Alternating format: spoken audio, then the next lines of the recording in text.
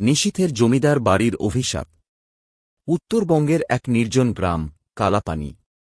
পাহাড়ের কোলে দাঁড়িয়ে থাকা জমিদার বাড়িটা স্থানীয়দের কাছে নিশীথের কান্না নামে কুখ্যাত। কথিত আছে, এখানে একসময় জমিদার নিশীথনাথের পুত্রবধূ মালতী নাচতে নাচতে আত্মহত্যা করেছিল। তারপর থেকেই প্রতি অমাবস্যায় বাড়ির ভেতর থেকে শোনা যায় ঘুঙুরের আওয়াজ। আর কেউ প্রবেশ করলে সে কখনো ফেরে না। তবুও চার বন্ধু রাজ, শুভ্র, তানিয়া আর নিহারিকা জিদ ধরল ভূতের ধার ধারতে যাবে। রাত একটা। জমিদার বাড়ির রুক্ষ গেটের সামনে দাঁড়িয়ে টর্চের আলোয় দেখল ভাঙা রাজবাড়ি। শুভ্র ঠাট্টা করল, মালতী ঠাকরুন, আমরা এসেছি তোমার নাচ দেখতে।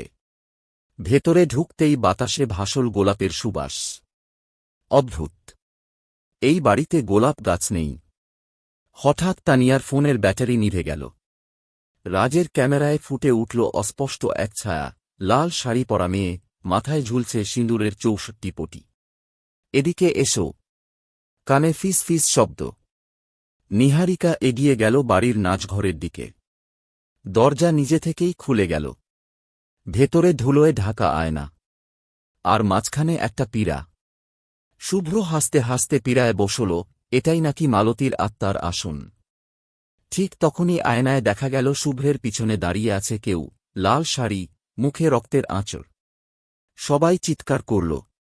শুভ্র ঘুরতেই আয়না ভেঙে টুকরো হয়ে গেল। কাঁচের টুকরোগুলো হাওয়ায় ভাসতে লাগল, যেন কে যেন সাজাচ্ছে একটা রক্তলেখা।